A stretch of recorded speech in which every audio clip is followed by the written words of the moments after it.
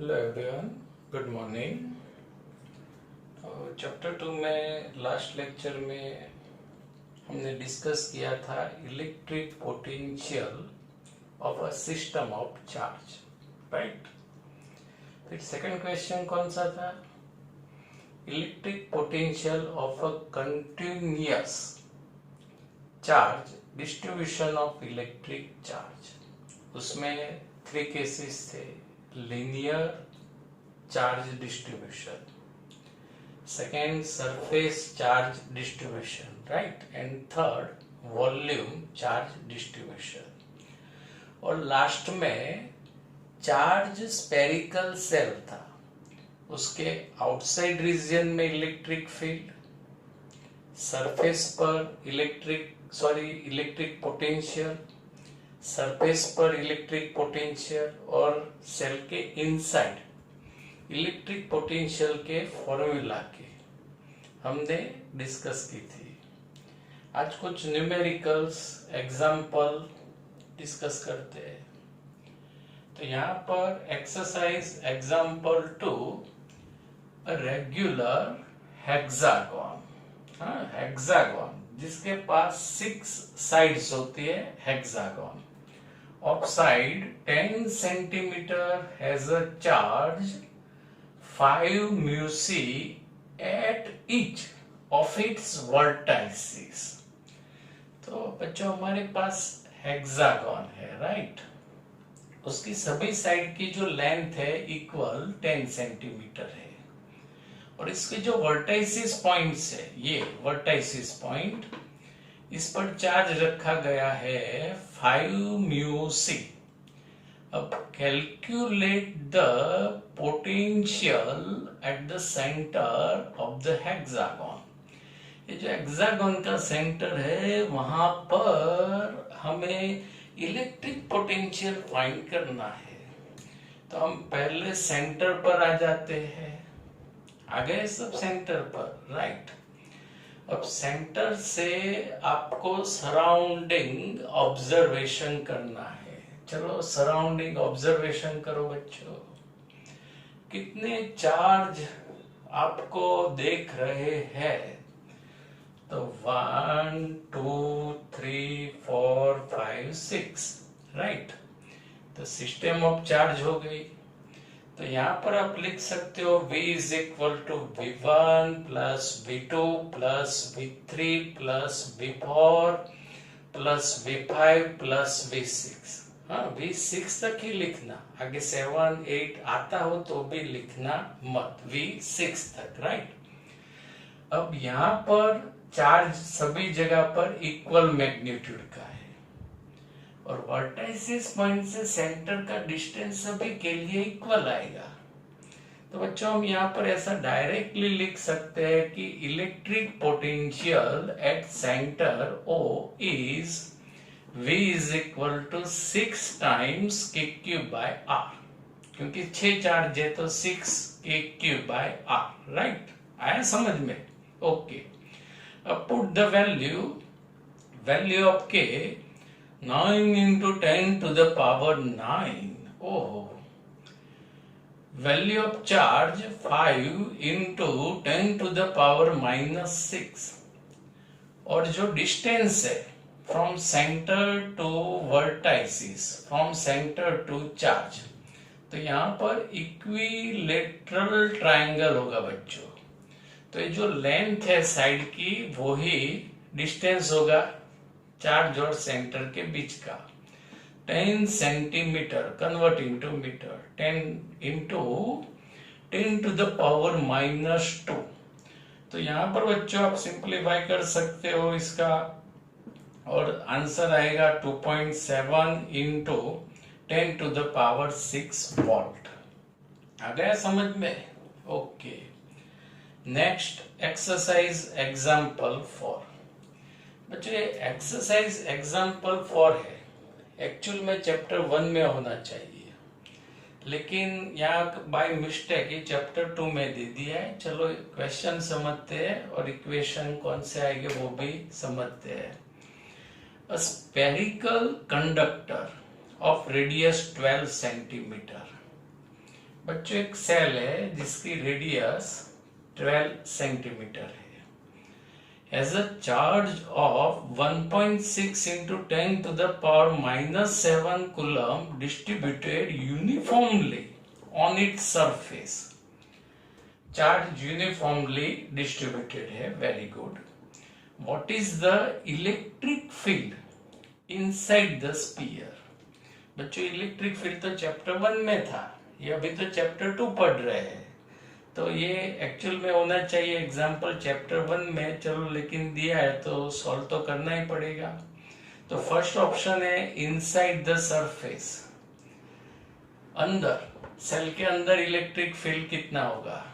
तो according to chapter 1 Gauss law यहाँ पर आप डायरेक्ट लिख सकते हो कि inside sphere electric field is 0, right. Second option है जस्ट आउटसाइड द स्फीयर, यानी यहां पर सरफेस पर इलेक्ट्रिक फील्ड कितना होगा।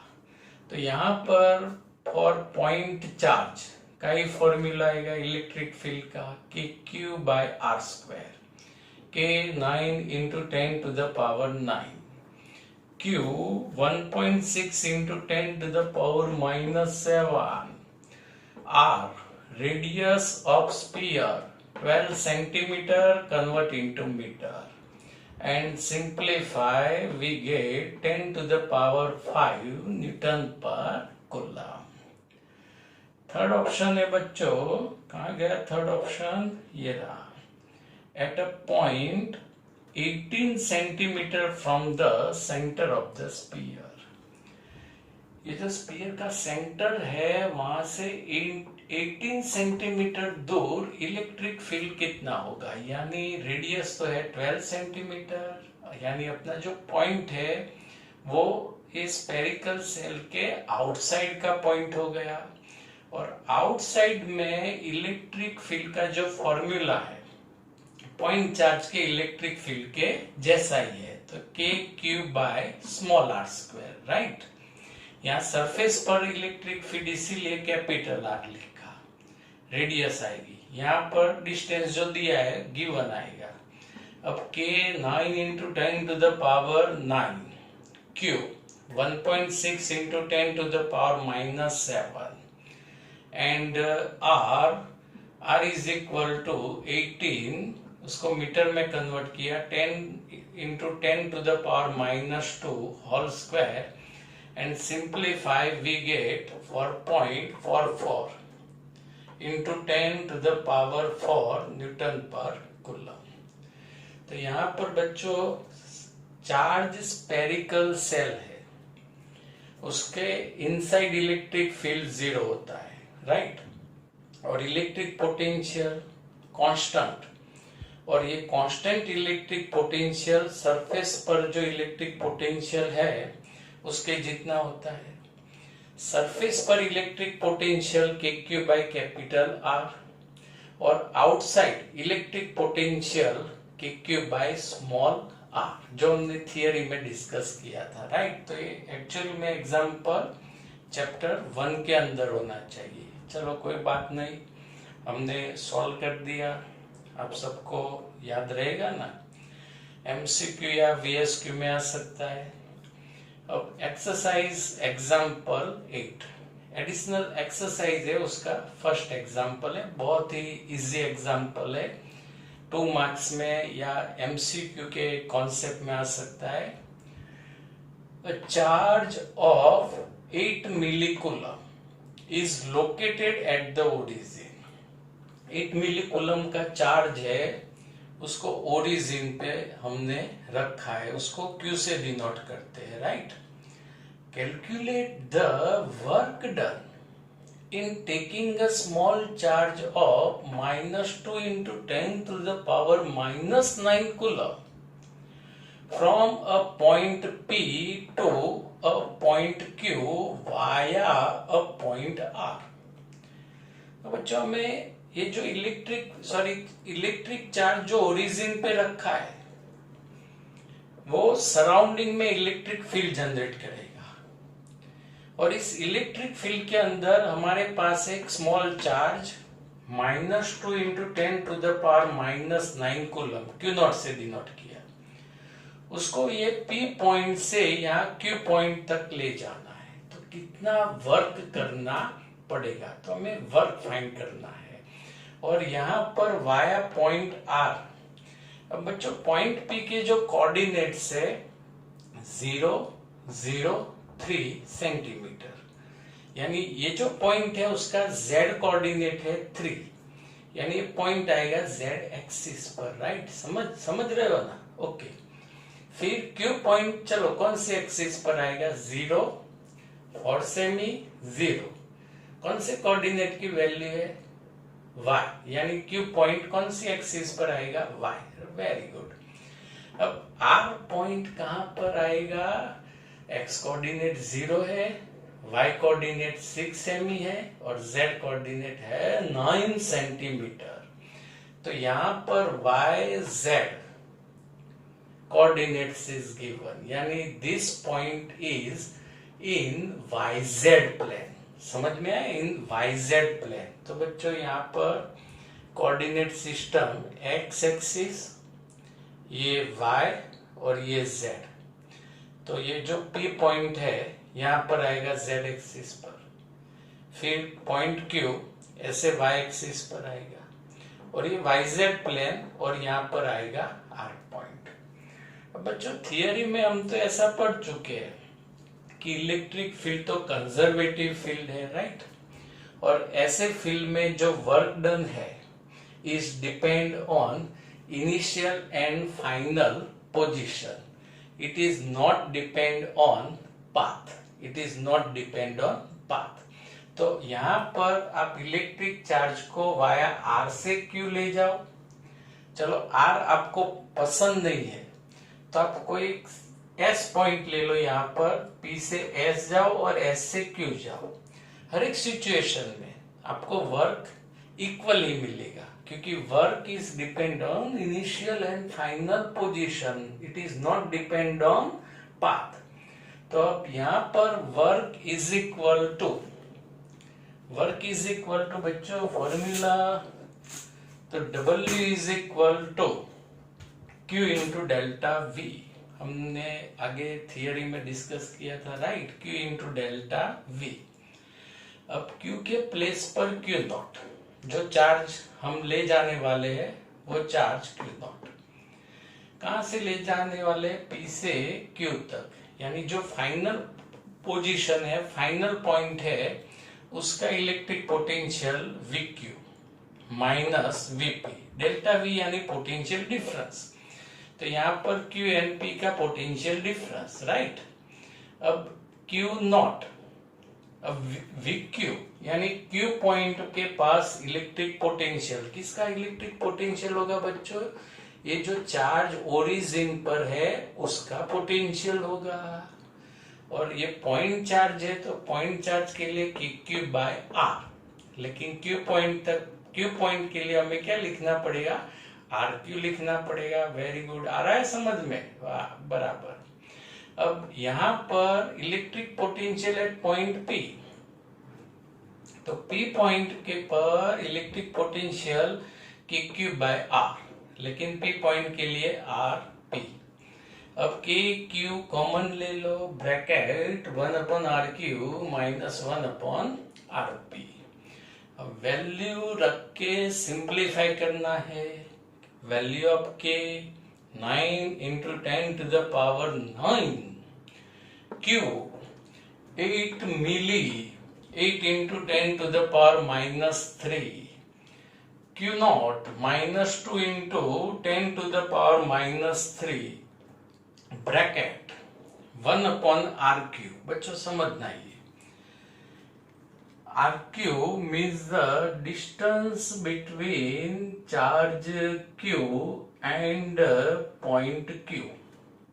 तो डिस्टेंस कितना है बच्चों, डायरेक्टली आप यहाँ पर समझ सकते हो, 4 सेमी, राइट। y एक्सिस पर पॉइंट Q का ओरिजिन से डिस्टेंस 4 सेंटीमीटर, राइट। चलो ऐसे नहीं पता चलता है तो 11 के हिसाब से जाते हैं।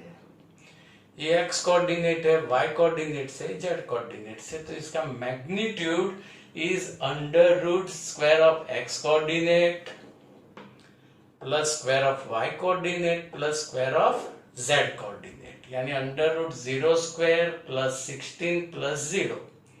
सिंप्लीफाई करोगे तो वापिस आपको कितना मिलेगा, 4 सेंटीमीटर है। तो यहाँ मीटर मेजरमेंट लिखते हैं 4 into 10 to the power -2 and R P. तो आरपी यानी distance between origin and point P. R P बता दो बच्चों कितना डिस्टेंस आएगा, 3 सेंटीमीटर। यहां से पता चल जाएगा 3 सेमी। चलो ऐसे नहीं पता चलता है तो 11 के हिसाब से क्या आएगा, under root square of x coordinate plus square of Y coordinate plus square of Z coordinates, under root 0 square plus 0 square plus 3 square 9, और अंडर रूट 9 सिंप्लीफाई 3। तो यहाँ पर 3 इंटू 10 टू द पावर -2। अब बच्चों यहाँ पर सिंप्लीफाई करना है आपको। पहले तो 8 2 16, राइट, एंड 16 9 144, साइन माइनस, ये 10 रेज टू 9, 10 रेज टू -3 यानी 10 raise to 6, 10 raise to 6 into 10 raise to -3, 10 raise to +3। यहाँ से 10 रेज टू -2 आप बाहर निकाल दीजिए और ब्रैकेट में क्या रहेगा, 1/4 -1/3 और उसका एलसीएम ले लो। तो 3 - 4 अपॉन 4 इंटू 3, और अब आप सिंप्लीफाई करोगे तो वर्क डन आएगा 1.2 जूल, 1.2 जूल। तो बच्चों यहाँ पर क्वेश्चन रीड करके आपको ऐसे कोऑर्डिनेट सिस्टम ड्रॉ कर देनी है, राइट। फिर ये जो शॉर्ट्स चार्ज है, फिर ये जो टेस्ट चार्ज है जिसको ट्रैवलिंग करवाते हैं, वर्क डन जो जिसका फाइंड करना है वो आप लिख दो। फिर ये बेसिक नोट्स जो हम थियरी में डिस्कस कर चुके हैं वो लिख दो। फिर वर्क डन का फॉर्मूला याद रखो, Q इंटू डेल्टा V। आगे भी इसका मैक्सिमम यूज आने वाला है। यहाँ Q0, फिर फाइनल पॉइंट है उसका electric potential VQ minus VP, फिर पॉइंट चार्ज के लिए KQ/R, और वैल्यू रख के सिंप्लीफाई कर